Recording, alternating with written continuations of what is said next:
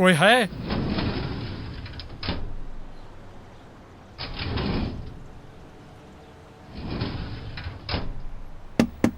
अरे भाई कोई है?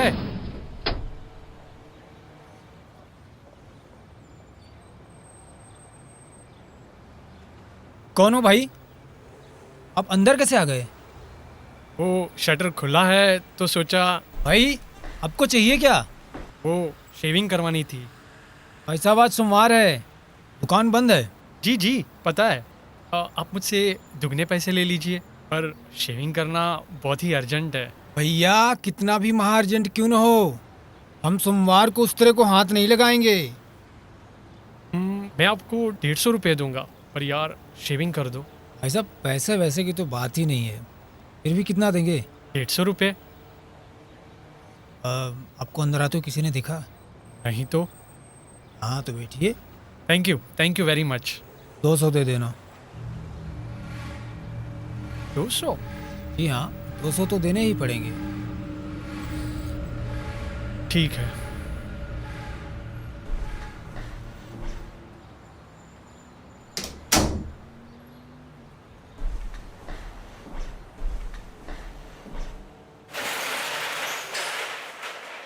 शटर बंद क्यों किया?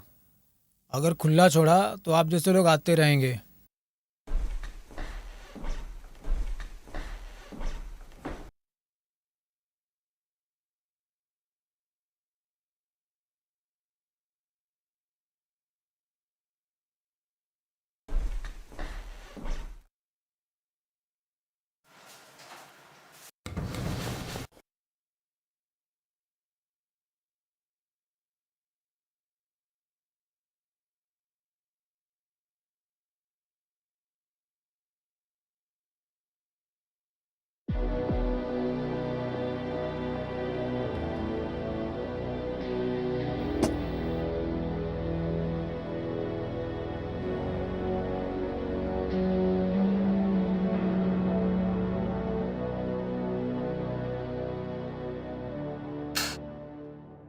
मत छुओ उसको, गड़बड़ा गया है।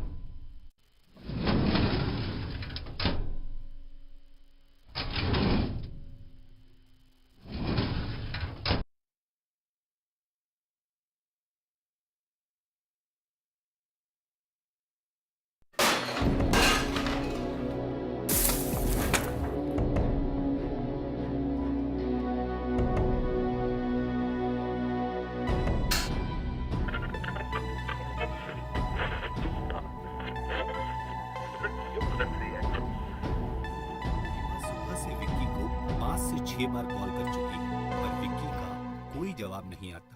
रीमा अपनी बड़ी बहन सपना को कॉल करती है। तब पता चलता है कि विक्की तो सपना के साथ है। रीमा अपनी बहन से कहती है कि विक्की को ये क्या बात हुई भाई साहब? पर वो कोई जवाब एक तो हम आपकी मदद करने की कोशिश कर रहे हैं बताती है और आप हैं कि उसका फायदा उठाए जा रहे हैं। शॉपिंग करने में ही बिजी है। मना किया था ना हमने, इसलिए वो कोई फिर क्यों हाथ पे ले जा रहे हैं रेडियो में? सपना से पर पूछती ये तो अच्छे से चल रहा है। वो विक्की से 3 मिनट बात कर सकती है। सपना ये बोलकर कॉल काट देती है कि वो फिलहाल बिजी है, फ्री होने पर जरूर बात करवाएगी। रीमा को उसकी बड़ी बहन और विक्की की नजदीकियां बर्दाश्त नहीं हो रही थी। सपना शाम को घर लौटती है तो वो रीमा को अपनी शॉपिंग की हुई सारी चीजें दिखाती है। उसके चेहरे पर खुशी साफ झलक रही है। रीमा जब सपना से पूछती है कि विक्की ने उसे कॉल क्यों नहीं प्लीज किया, थोड़ा जल्दी करना, तो सपना मुझे ये लेट हो कहकर रहा है। टाल देती है कि वो दोनों आज पूरा दिन बिजी थे। जब सपना शावर लेने जाती है तो रीमा चुपके से सपना के मोबाइल की जांच करती है। वो सपना और विक्की के बीच भेजे गए मैसेजेस पढ़ती है और उसे सपना पे शक होने लगता है। उसे लगने लगता है कि उसी की ही बड़ी बहन उसके और विक्की के प्यार के बीच दीवार बनकर खड़ी है। उसके साथ ऐसा क्यों कर रहा है? सब दोस्तों, यहाँ लेते हैं एक छोटा सा ब्रेक। आज के मुख्य समाचार। गणेश नगर में डिलीवरी बॉय के भेस में आए चोर ने घर को लूटा। आदर्श नगर में दो गिरोहों के बीच हुई मुठभेड़ में 7 लोग घायल। कृपया ध्यान दीजिए। एक विशेष सूचना, मुजरिम विक्रम साहू कल रात जेल से फरार हुआ है। आदर्श नगर, गणेश नगर और सुमन नगर में उच्च सतर्कता, हाई अलर्ट जारी की गई है। मुजरिम पर हत्या का इल्जाम है। पुलिस के अनुसार हत्यारे का कद 5 फीट 8 इंच, बाल लंबे और दाढ़ी है। कोई भी महत्वपूर्ण जानकारी मिलने पर कृपया पुलिस से संपर्क कीजिए। धन्यवाद। अब तक की कहानी क्या में हुआ? आपने सुना कि दिव्या कुछ नहीं। रीमा को विक्की के बारे में बताती है, पर वो उसे इग्नोर करती है। रीमा को सपना और विक्की की नजदीकियां बर्दाश्त नहीं होती साहब सर मत और हिलाइए। वो सपना पे शक करने लगती है। अब आगे। दूसरे दिन सपना कॉलेज जाने के लिए तैयार होती है। साहब एक बात रीमा पूछूं, का कमरा हम्म। अब तक बंद है।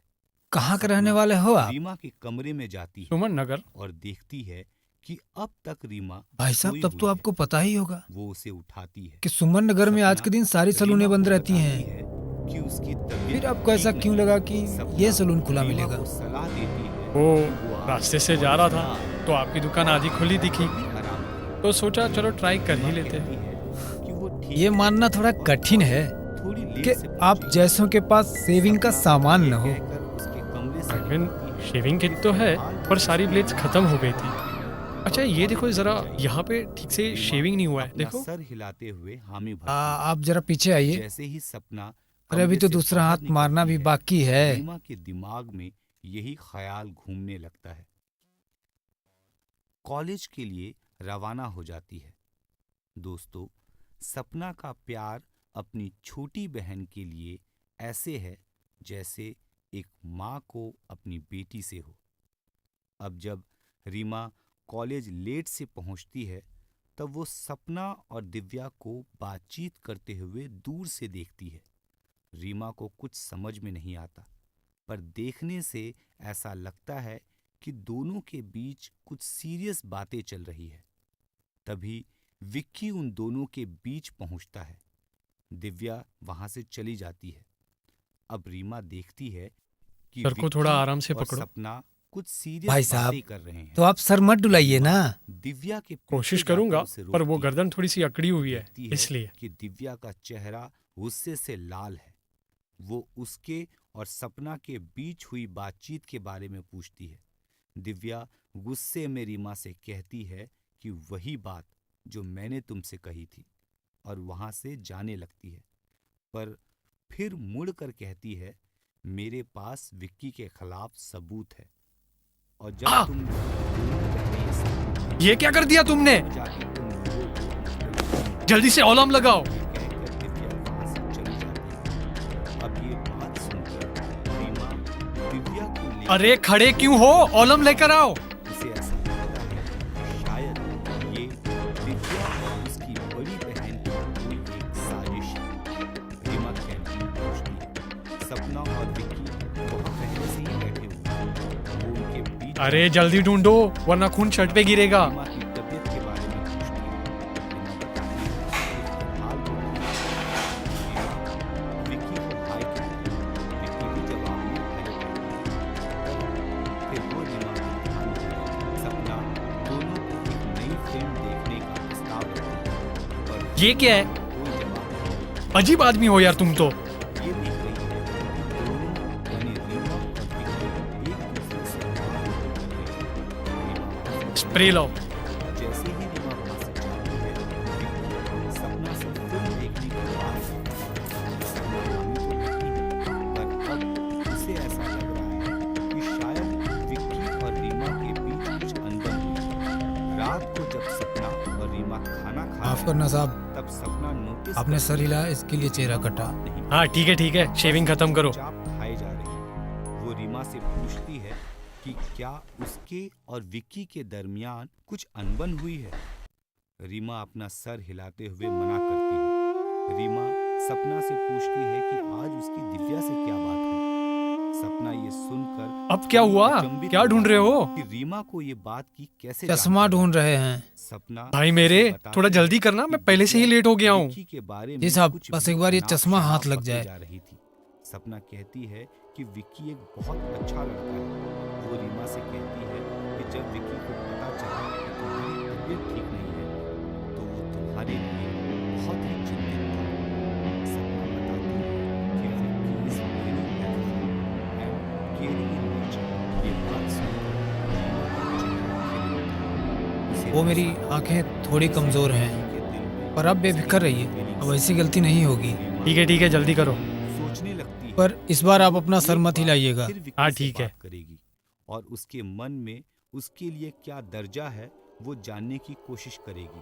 रीमा वो विक्की से दरवाजे के पास अकेले खून में क्यों है? मिलने का खून? काफी प्रयास करेगी। कहाँ पर वो दरवाजे के पास जमीन पर जहाँ तुम खड़े थे। एक दिन रीमा को हैं? विक्की से अकेले में बात करने का मौका मिल जाता है।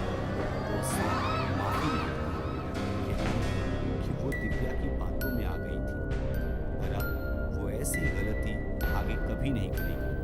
विक्की साहब, ये लाल रंग है।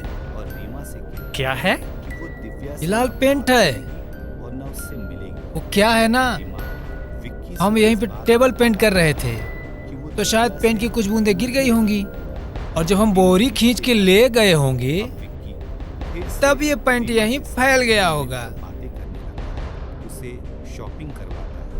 दोनों साथ ही साथ फिल्म देखने जाते हैं, घूमने जाते हैं।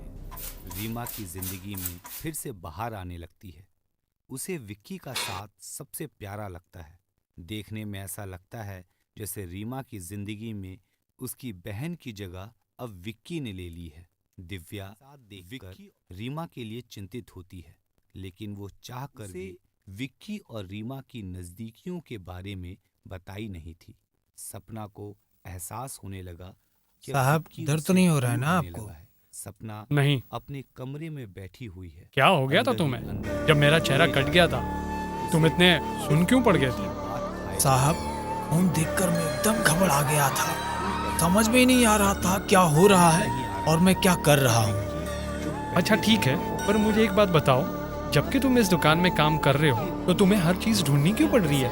न तुम्हें रेजर मिल रहा था, न तुम्हें कैंची मिल रही थी, और तो और तुम्हें तो ऑलम कहाँ रखा हुआ है वो भी पता नहीं है। साहब, हम इस दुकान में नए हैं, कल रात को ही तो आए हैं, इसीलिए अभी ठीक से पता नहीं है कि कौन सी चीज कहाँ रखी हुई है। तो दुकान का मालिक कहाँ है? वो तो निकल लिए। निकल लिए? मतलब मालिक उनकी बीवी के साथ कहीं घूमने गए हुए हैं। घूमने? भाई ये कैसा मालिक है जो अपनी दुकान की जिम्मेदारी एक नए बंदे को दे दे, और वो बंदा भी ऐसा हो जो खून देखते ही बौखला जाए?